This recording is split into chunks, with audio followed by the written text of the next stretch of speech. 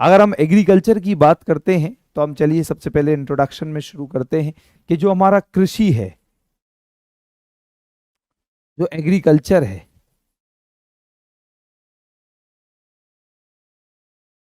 कृषि से सबसे पहले तो हमारे देश में क्या क्या चीज़ों की सुनिश्चितता होती है।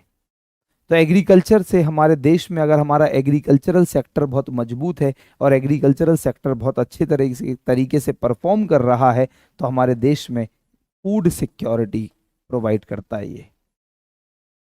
तो हमारे देश में यह खाद्य सुरक्षा के लिए एक बहुत बड़ा फैक्टर है, फूड सिक्योरिटी, खाद्य सुरक्षा। अगर हम फूड सिक्योरिटी, खाद्य सुरक्षा की बात करते हैं तो फूड सिक्योरिटी का मतलब है कि at all the time for all the people the availability, the accessibility, accessibility and affordability of food grains. खाद्य सुरक्षा से यह तात्पर्य है कि हमारे देश के सभी लोगों को हमेशा जो खाद्यान्न है वो उपलब्ध रहे, लोग खाद्यान्न तक पहुंच आसानी से रहे और लोग खाद्यान्न को प्राप्त और पर्याप्तता और साथ में हम कहें लोगों की समर्थता, अफोर्डेबिलिटी होनी चाहिए खाद्यान्न के लिए। क्योंकि दोस्तों अगर हमारे देश में फूड सिक्योरिटी है, खाद्यान्न की सुरक्षा है तो लोग हंगरनेस, भुखमरी, लोग कुपोषण, माल न्यूट्रिशन के शिकार नहीं होंगे। तो एग्रीकल्चरल सेक्टर अगर हमारे इकोनॉमी में बहुत डेवलप्ड रहता है तो डेफिनेटली हमारे देश में जो एग्रीकल्चरल सेक्टर डेवलप्ड होगा तो इट हेल्प्स इन ब्रिंगिंग और it helps in like inculcating the food security in our country. Agriculture कहीं ना कहीं हमारे देश में सस्टेनेबल डेवलपमेंट में भी मदद करता है, तो it also helps in sustainable development. अगर हम कल बात कर रहे थे और हमने थोड़ी बहुत बात करी भी थी संपोषणीय या सतत विकास, दोस्तों हम कृषि की सहायता से अपने देश में सतत विकास को प्राप्त कर सकते हैं और सस्टेनेबल डेवलपमेंट के गोल्स को भी अचीव कर सकते हैं। अगर आपने सस्टेनेबल डेवलपमेंट गोल, संपोषणीय विकास के लक्ष्य, संपोषणीय विकास के लक्ष्य पढ़े हैं तो आप डेफिनेटली पढ़िए और बहुत ही इंपॉर्टेंट विषय भी है।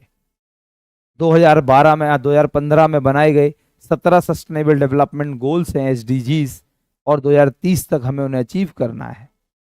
और आप देखिए सभी के सभी गोल्स कहीं ना कहीं डायरेक्टली और इनडायरेक्टली इसी पर इंडिकेशन कर रहे हैं कि हमारा एग्रीकल्चरल सेक्टर जब मजबूत होगा तो zero poverty, zero hungerness, right, like शुद्ध पेयजल, अब बहुत सारी बातें हैं। तो हम कहते हैं कि कहीं ना कहीं हमारे सस्टेनेबल डेवलपमेंट, सतत विकास की प्राप्ति के लिए भी एग्रीकल्चर एक बहुत ही इंपॉर्टेंट विषय है।